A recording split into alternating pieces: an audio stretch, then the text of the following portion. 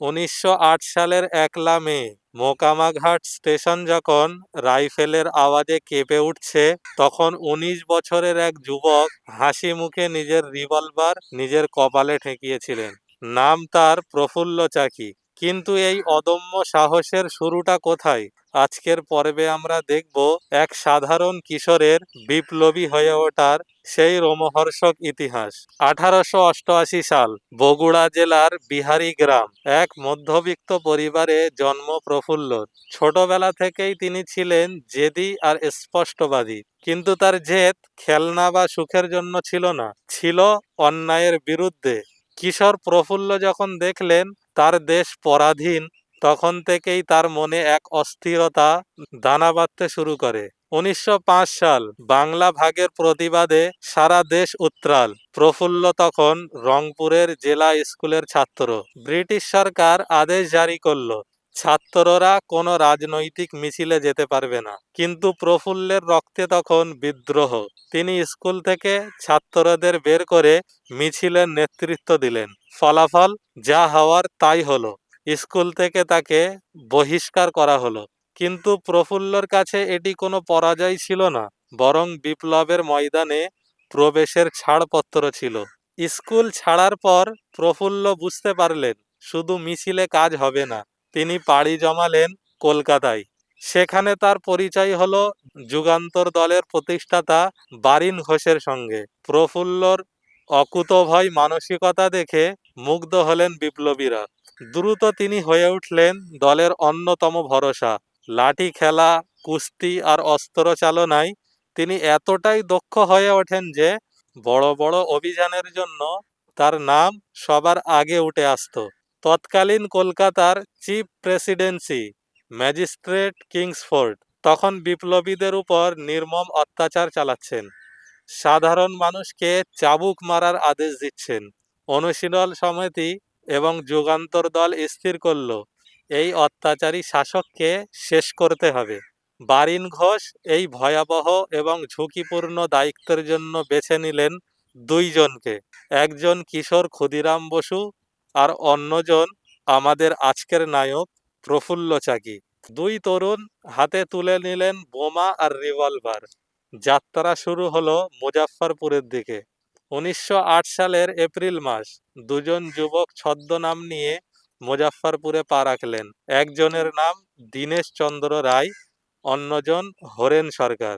কিন্তু এই সাধারণ নামের আড়ালে লুকিয়ে ছিল বাংলার দুই অগ্নিশিশু, প্রফুল্ল চাকি এবং ক্ষুদিরাম বসু।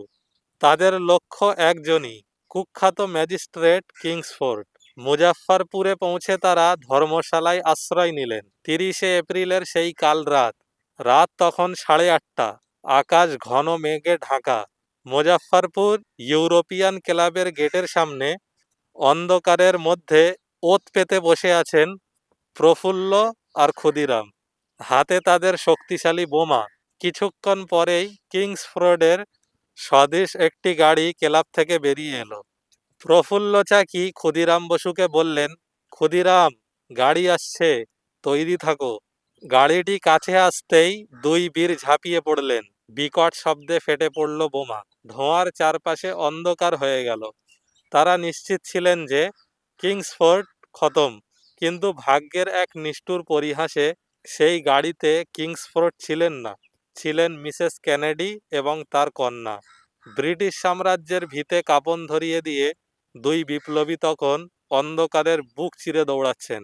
বোমা বিস্ফোরণের পর চারিদিকে পুলিশি তৎপরতা শুরু হয়ে যায়। প্রফুল্ল আর ক্ষুদিরাম আলাদা পথে পালানোর সিদ্ধান্ত নিলেন। প্রফুল্ল চাকি এক নাগাড়ে পায়ে হেঁটে প্রায় ৮০ মাইল পথ পাড়ি দিয়ে পৌঁছালেন সমস্তিপুর স্টেশনে। ধুলো বালিতে মাখা শরীর, চোখের কোণে ক্লান্তি, কিন্তু লক্ষ্য স্থির। তিনি জানতেন ধরা পড়ার চেয়ে মৃত্যু অনেক ভালো। সমস্তিপুর স্টেশনে প্রফুল্লর সাথে দেখা হয় নন্দলাল বন্দ্যোপাধ্যায় নামক এক পুলিশ সাব ইন্সপেক্টরের সাথে।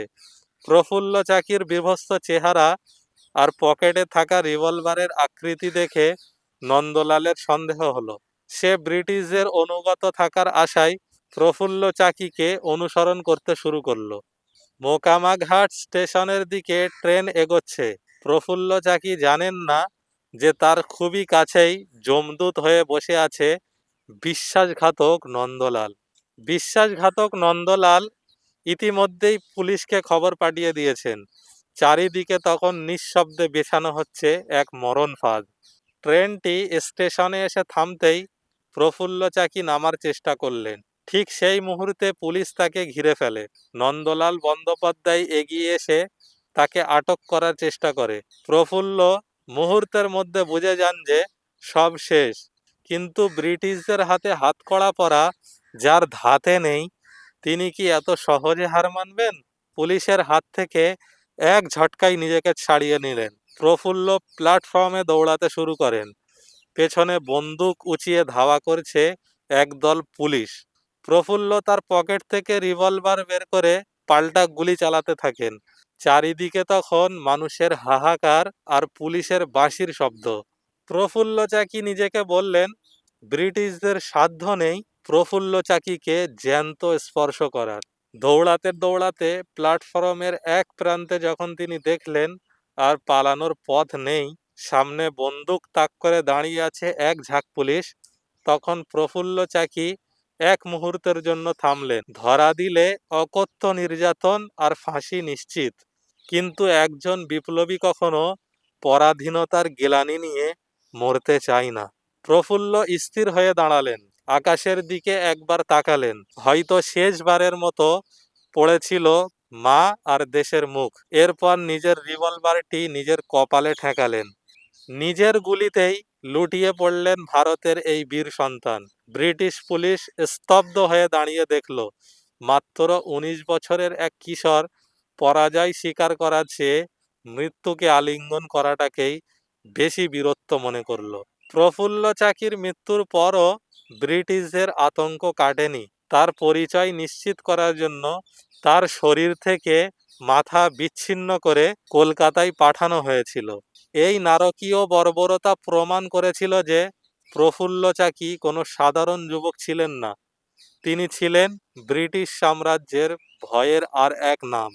প্রফুল্ল চাকির সেই রক্তভেজা মাটি আজও আমাদের মনে করিয়ে দেয়, স্বাধীনতা ভিক্ষায় মেলেনি, তা ছিনিয়ে নিতে হয়েছে প্রাণের বিনিময়ে। ক্ষুদিরাম বসুর ফাঁসি আর প্রফুল্ল চাকির এই আত্মাহুতিই ছিল অগ্নিযুগের সেই প্রথম স্ফুলিঙ্গ, যা শেষ পর্যন্ত ব্রিটিশ শাসনকে ছাই করে দিয়েছিল। তো এই ছিল আজকের আমাদের নায়ক প্রফুল্ল চাকির কাহিনী।